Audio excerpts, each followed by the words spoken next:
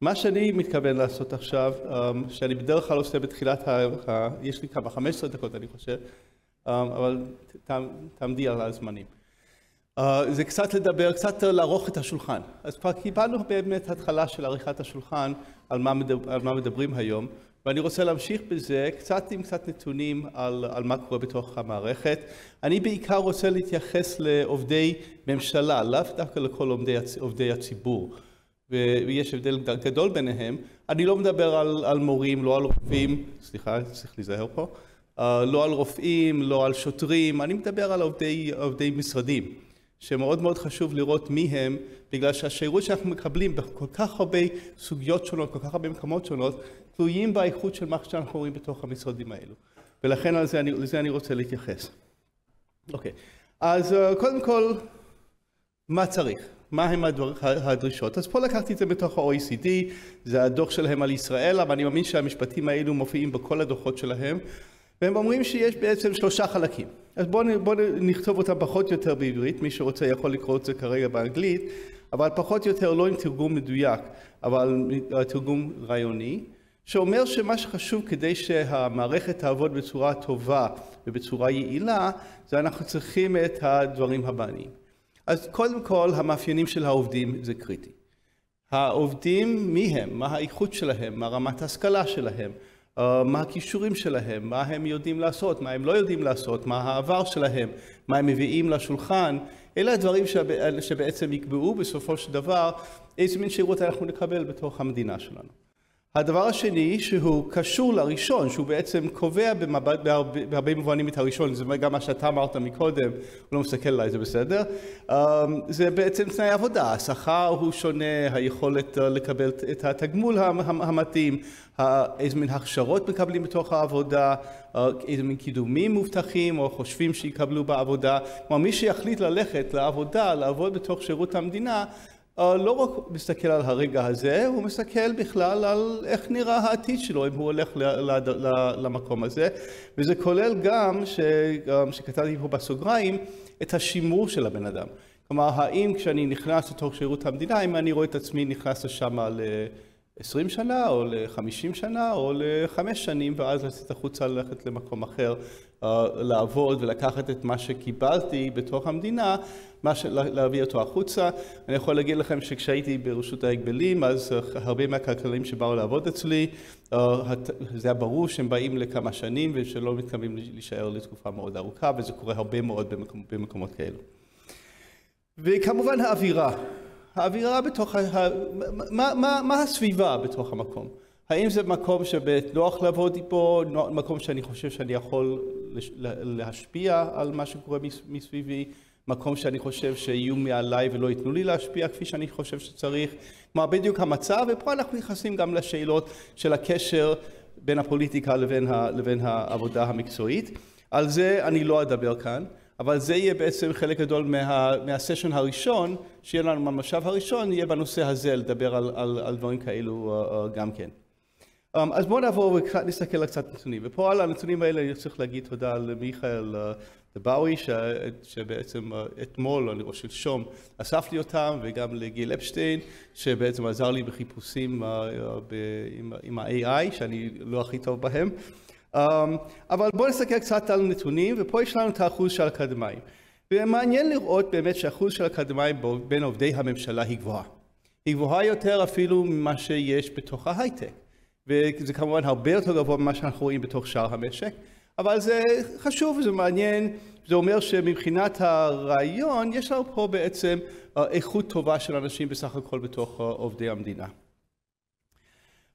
אם מסתכלים קצת על מאפיינים של העובדים האלו, אז אנחנו רואים באמת שיש עלייה גדולה, קודם כל בהייטק אין הרבה חרדים, אין הרבה ערבים, אנחנו יודעים את הדברים האלו, תשימו לב שהאחוזים על גבי הצירים הם מאוד שונים זה מזה, אבל יש הבדל ביניהם, האחוזים בהייטק הם נמוכים, האחוזים ברוב הענפים היא גבוהה, האחוזים בתוך הממשלה היו נמוכים, אבל בעצם הם גדלו, והגידול הזה הוא משמעותי, גם אצל החרדים וגם אצל הערבים, אז זה נהפך ליותר כולל את כולם. כלומר, יש פה שינוי שקורה בתוך השירות, בתוך המשרדי ממשלה. מה? זה אחוז יותר גבוה מאשר אצל חרדים כמובן, אבל בשנה האחרונה הייתה ירידה, לא יודע בדיוק להצביע למה זה קרה, אבל אתה כן רואה מ-2018 גידול משמעותי בסך הכל האחוז שנמצא שם בפנים. זה אף פעם לא יהיה אחד לאחד, אתה יודע, כשאתה עושה את המספרים האלה, תמיד יש תנודות וגם מה מדדו ומה לא מדדו וכולי, ולכן צריך לקחת תמיד בערבון מוגבל מסוים. גם חשוב להגיד ש-60% מהעובדים בתוך המשרדים הם נשים, זה רק 33% בתוך ההייטק, וזה 48% בתוך שאר המשק כולו. כשמסתכלים, ופה אני צריך להגיד, כשמסתכלים רק על צעירים, על עובדים, מתחת לגיל 35, אז אנחנו רואים שבשירות המדינה יש ירידה. כלומר, דווקא כשמסתכלים על סך הכל הענפים, כל הענפים, אז זה נראה כמו אוכלוסייה. אוקיי? פחות או יותר האוכלוסייה נראית בצורה כזאת מתחת לגיל 35. אלכס ויינרב אמר לי את זה אתמול כשהוא הסתכל על המצגת הזאת. אבל כשמסתכלים על מה קרה אצל עובדי ממשלה, אנחנו רואים דווקא מגמה של ירידה של צעירים. זה דווקא סימן שהוא מדאיג קצת. בגלל שדווקא הייתי רוצה לראות יותר צעירים נכנסים לשם ולא פחות צעירים. ולכן צריך לשים על זה עין, אבל זה דבר שקורה כבר במשך 6 שנים. ופה אני צריך להגיד תודה ליובל מזר, שבעצם זה מחקר שיצא אתמול, אבל לא היה אמור לצאת עד שבוע הבא. אני חושב שהוציאו אותו אתמול בגלל שביקשתי להשתמש בכמה מהגרפים שלו. הוא שלח לי את המחקר שלו לפני, דיברתי איתו, שלח לי את המחקר שלו לפני שזה היה מוכן, ודיברנו על זה והוא אישר לי להשתמש בשני גרפים. הוא אמר לי, אבי, אם לא נוכל להוציא את זה עד יום חמישי, אז יהיה לנו קצת בעיה, אבל הם הוציאו את זה אתמול. אז תודה רבה ליובל שעזר מאוד עם ההכנה כאן. ופה אנחנו לוקחים את המבחני פיאק. מבחני פיאק זה מבחני מיומנות, שבעצם מיומנות דיגיטלית גם בין היתר, ובעצם מסתכל על מה המיומנות של העובדים השונים. המספרים למטה זה ציון, ולכן אין למספר עצמו כרגע שום מובן, אלא אם כן משווים אותו למדינות אחרות וכולי. סך הכל ישראל לא הכי מצליחה בפיאק במבחנים האלו, אבל כשמסתכלים פה, מה שהוא לקח כאן זה העובדים הצעירים בתוך עובדי המדינה, מגיל 25 עד 40, ואז הוא ראה שאצל הגברים אנחנו רואים בהחלט הרעה. ירידה במבחני הפיאק, ירידה באיכות של האנשים שרואים בתוך השירות המדינה, ובמיוחד בין הצעירים. וזה דבר שהוא מאוד מאוד מדאיג. עכשיו ראו את זה, פה שמתי את הגברים, לא רואים את זה אצל אנשים. זה קרה אצל הגברים, אצל אנשים לא רואים את הירידה הזאת. זה חשוב, זה אומר דרשני, מה בדיוק קורה, למה זה קורה, אני לא יודע להגיד. אבל הממצא עצמו הוא חשוב והוא מעניין, והוא אומר שיש לנו פה איזושהי בעיה, שיש לנו את הירידה הזאת באיכות של העובדים. דרך אגב, כפי שאתם רואים, זה נעשה בהפרש של 10 שנים, הפיאק הזה. פעם אחת 2013-2014, פעם אחת 2024. 2023-2024, סליחה. ושם אנחנו רואים באמת הבדל מהותי.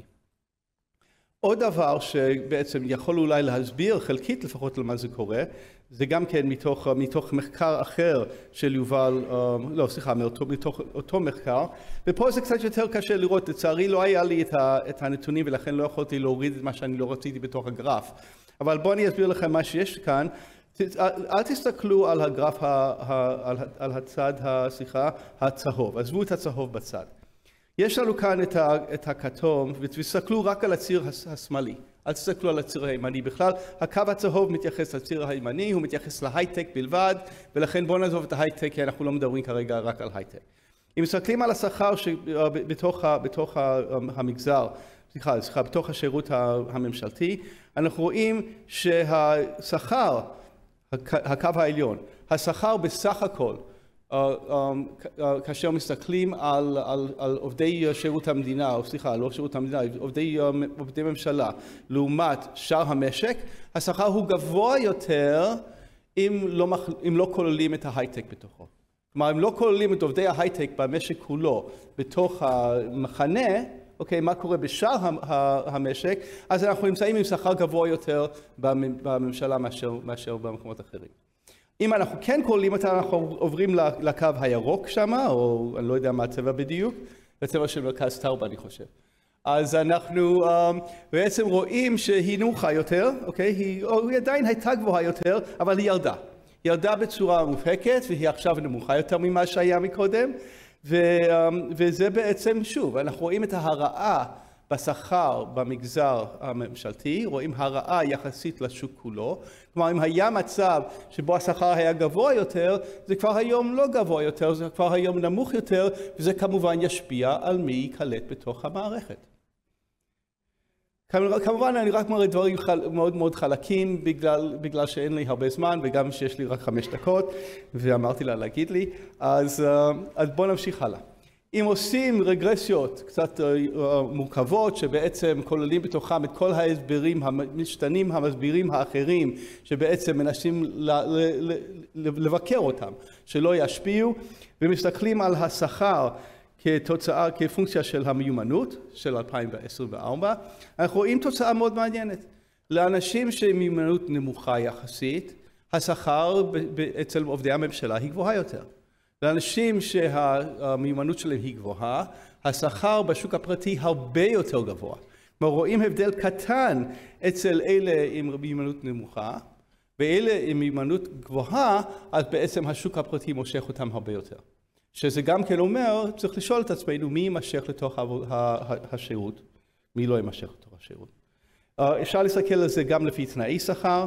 אם מסתכלים על תנאי השכר, מסתכלים לפי עשירון ההכנסה, אז אלה עם עשירוני ההכנסה הגבוהים, ההבדלים בין השוק הפרטי לבין השוק הממשלתי, השוק הציבורי, הוא ענק, אבל כאשר מסתכלים על החלק הנמוך, אז אנחנו רואים באמת מספרים שהם הולכים לכיוון השני, אבל הבדלים יחסית קטנים.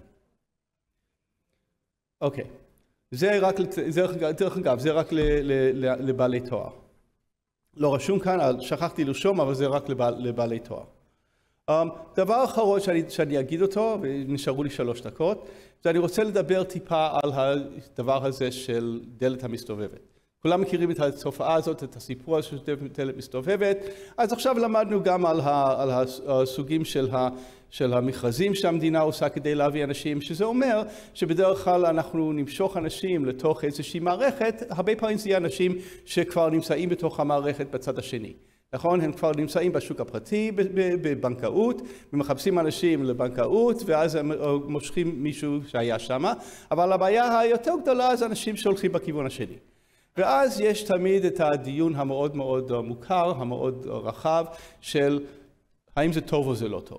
מצד אחד, מישהו שעבד למשל כמפקח על שוק ההון, אז מה שהוא יודע לתרום, הדברים שזה טבעי שהוא יעשה בחיים שלו אחרי שהוא כבר לא מפקח על שוק ההון, זה הוא יעבוד בשוק ההון, בגלל שזה הדברים שהוא מומחה בו, נכון? זה גם טוב לחברות להביא מישהו כזה, כי הוא גם עוזר להם, אבל זה תמיד מעלה את השאלה של מהי איכות השירות, מהי איכות הפיקוח שמקבלים, מה האיכות של הרגולציה שמקבלים, כאשר הבן אדם הזה נמצא שם, והוא לא רק שהוא הגיע מהמערכת הזאת, אלא הוא גם יודע שהוא חוזר למערכת הזאת, ואז השאלה הזאת של אחד מול השני, זה תמיד שאלה שהיא לא פשוטה.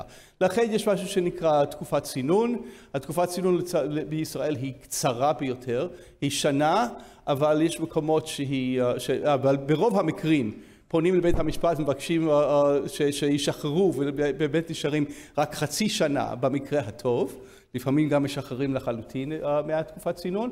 יש מקומות שזה גם 5 שנים, אבל ככל שתקופת הצינון היא ארוכה יותר, אז זה בעצם פוגע ברצון להיכנס לתוך השירות המדינה.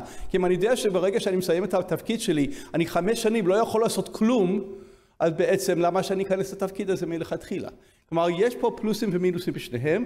מה שכן רואים זה נתונים חלקיים בלבד, אבל יש פה מה שנקרא IRI, שזה בעצם מדד של ההסדרה, עד כמה ההסדרה היא גבוהה. ככל שהמספר גדול יותר, בעצם זה אומר שהרגולציה היא יותר כבדה, יותר גדולה, ובעצם אם נשאל איזה אחוז מהעובדים בעצם הם באו מאותו מקומות, אנחנו רואים שככל שבעצם הרגולציה הייתה כבדה יותר, כך גם באמת האנשים היו באמת צריכים, נשאבו יותר לתוך המערכת הזאת, יותר אנשים באו מתוך המערכת. לטוב או לרע אני לא יודע להגיד, אבל יש פה כנראה גם קצת מזה וגם קצת מזה. והגרף האחרון שאני אראה לכם, ורק נגיד אותו בצורה מאוד מהירה, זה משלים לשני. כאשר מסתכלים על הציבור הפרטי, אז ככל שהשכר גבוה, זה בעצם אנחנו מדברים על מעבר מאחד לשני. איזה אחוז מהאנשים עוברים מהפרטי לציבורי, איזה אחוז עוברים מהציבורי לפרטי. מה שרואים שזה אנשים בעלי שכר גבוה, זה הפוך. אני הפכתי את הקטגוריה כאן. הימני, סליחה, זה הציבורי, מהציבורי לפרטי, זה בסדר. הימני זה מהציבורי לפרטי, סליחה, זה בסדר. ככל שהשכר גבוה יותר, כך בעצם יותר אנשים רוצים לעבור. אוקיי? זה בעצם הדלת המסתובבת. כשאני יודע שאני יכול לקבל שם את השכר גבוה, שם באמת גם ההפרש הגדול יותר, כפי שראינו מקודם, אז בעצם זה המקום שבעצם עוברים. בכיוון השני זה דווקא אנשים בעלי הכנסה נמוכה יותר, שהם אלה שבעצם רוצים לעבור ומוכנים לעבור לציבורי. אז בזה אני אסיים את מה שיש לי להגיד.